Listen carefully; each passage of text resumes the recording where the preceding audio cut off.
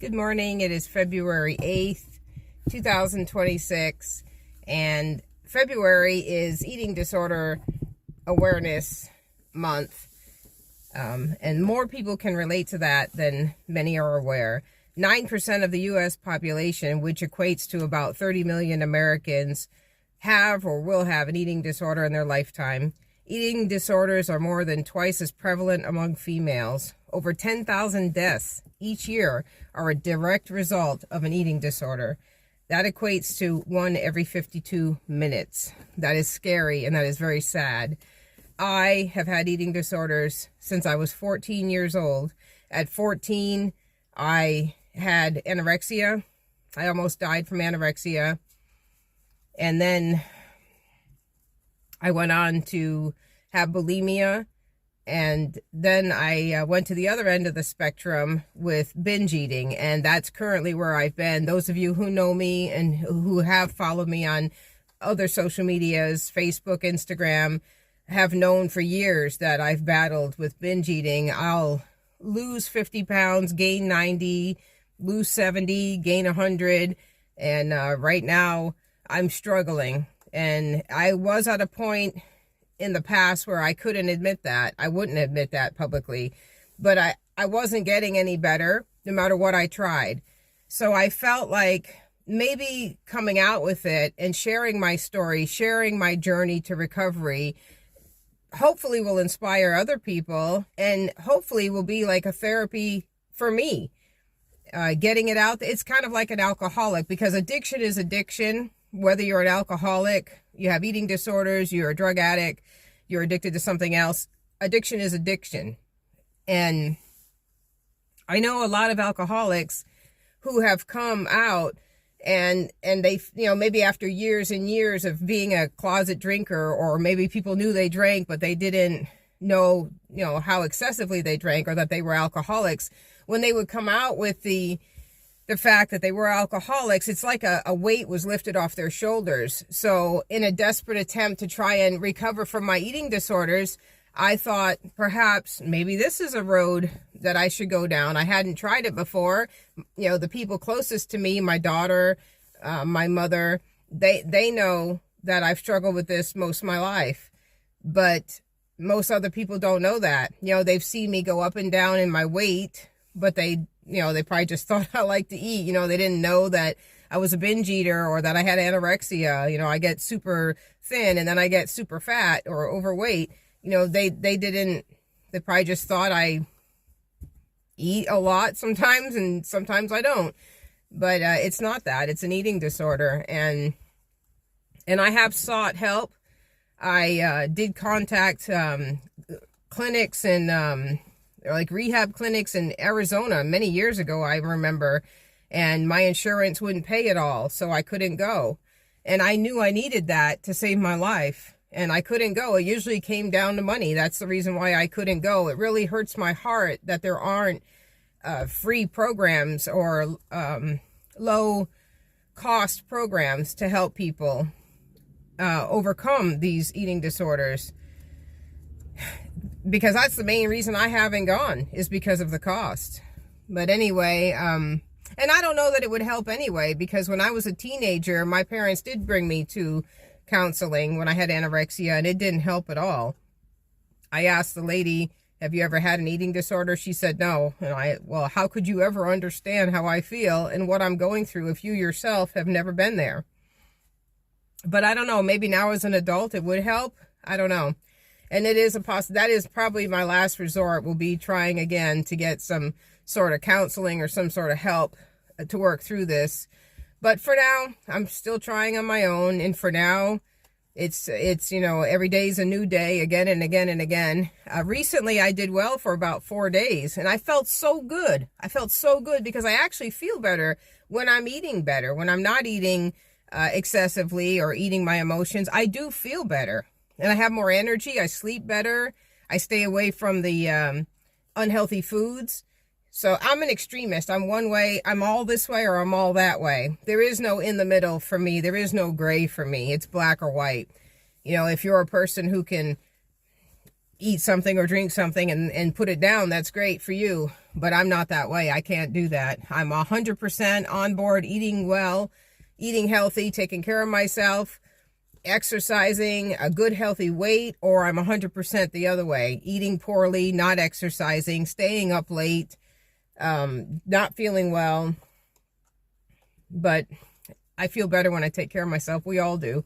So hopefully I'll get it together here one day soon. But that's why I created this YouTube page, was because I know I personally have been inspired by people, and I personally know several people who have had a weight loss journey, a weight loss transformation, and it inspired me. You know, it makes you feel good to see someone else go from, well, like Jelly Roll. Jelly Roll just lost, 270 pounds, and he documented his journey. That has to be inspiring to people. It is inspiring to people. And congratulations, Jelly Roll. It's not easy to do.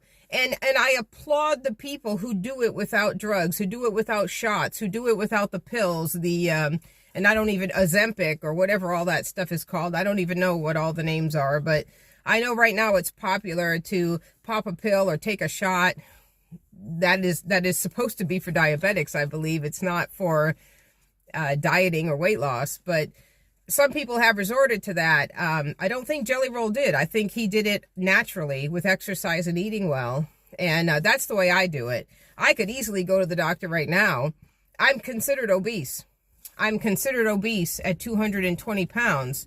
And I could go get a pill or go get a shot, but I'm not going to do that. First of all, there are a lot of risks associated with that, including paralyzed stomach. You could have a paralyzed stomach in time. I already have a partially paralyzed stomach, so I can tell you, you don't want a paralyzed stomach. It makes it very difficult for digestion and absorption of nutrients. All kinds of things. Now there's a warning about vision issues if you're taking some of these weight loss shots and weight loss pills.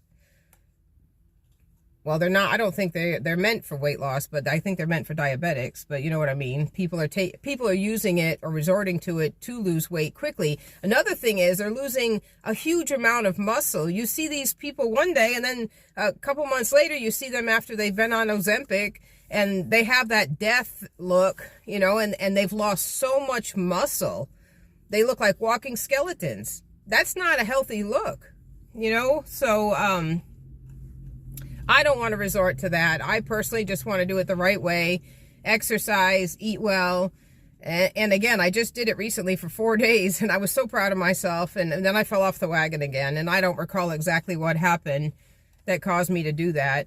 But I deal with a lot of trauma, undealt with trauma I have. I guess I'm not dealing with it.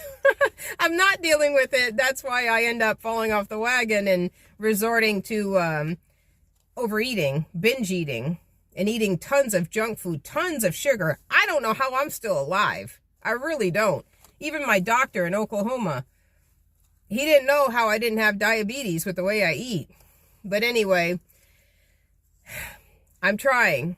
And my hope is whoever's watching this right now, one day you'll see a video maybe 2 months down the road, and I'll be thinner and I'll be healthier and I'll have more energy, and I can say, hey, I've been 25 days or 35 days with no sugar. I've been 35 days sugar sober, 35 days eating well, eating healthy, going to bed on time, walking every day, taking care of myself. That is the goal. And I hope I can look back on this video and say, yeah, you did it. You made the change, and you're sticking with it, and you'll be better for it in many ways, and healthier for sure. I did it. I had a heart attack in 2023, a mild heart attack. And the next day, I remember I went to Brahms because we were living in, my daughter and I were living in Oklahoma at the time, because I had gone back there for some surgery. And I went to Brahms and I had a double scoop ice cream or double dip ice cream. That was like my adios to sugar and junk, because having a mild heart attack scared me. It was kind of a wake up call. And well, I don't know if it was a wake-up call, because I knew when I was consuming all the garbage and junk, I knew I was killing my health, and I knew that I was going to have negative results or chronic health issues because of it. So it wasn't that much of a surprise that I did.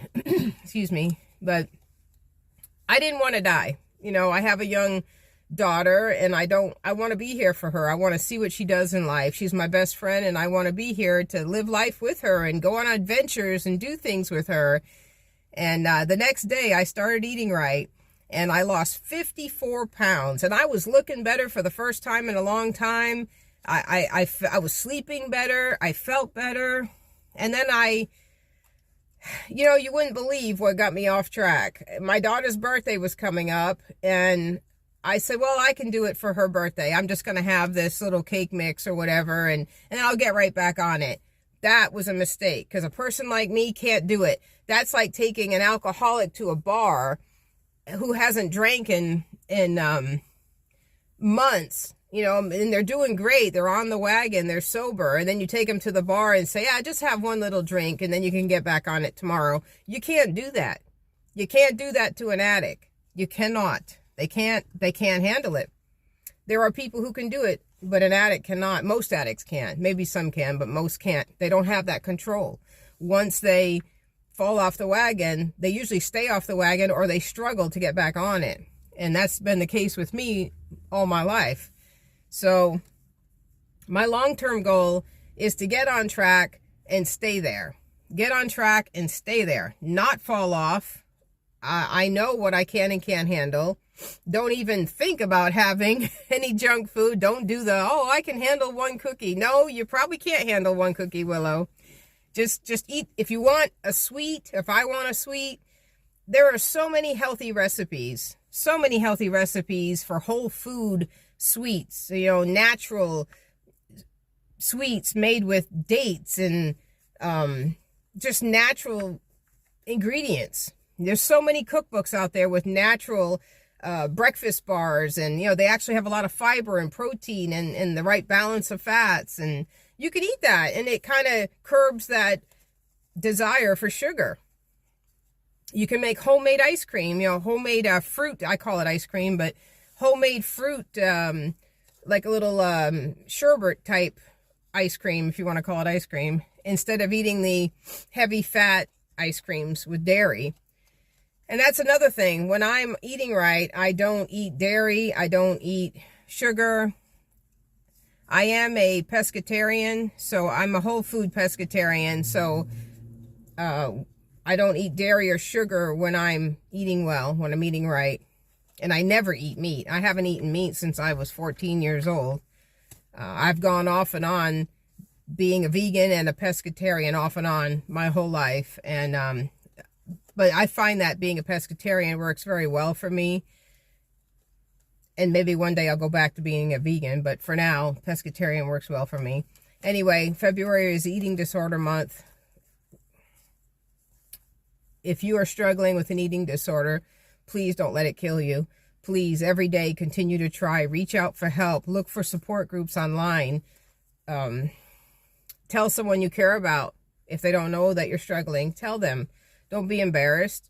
Try to find someone in your life or your church or your inner circle that you feel you can trust, that you can confide in. Tell them what you're going through and that you need a support system. The buddy system works great. You know, if you have someone, even if they're not struggling or trying to lose weight themselves, just to have someone that you can walk with, that you can be accountable to, kind of like Alcoholic Anonymous. You know, they always have that sponsor or that person that they can call at any time, or they have someone who can, you know, they can spend time with or talk to or share their struggles with. You could do the same thing with an eating disorder. Have that special person, that one person you can confide in, who's not going to judge you, who's just going to support you and help you stay on the wagon and not eat junk food, not eat unhealthy, high fat, high saturated fat foods.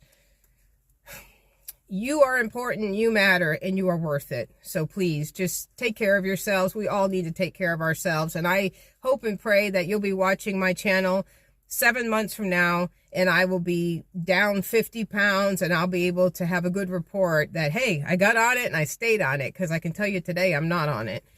I've already had a bunch of chocolate chip cookies. But I'm not going to get depressed. I've been battling this all my life, and hope keeps us going, and I have hope that I will get back on it and stay on it more than 4 days at a time. Take care. God bless.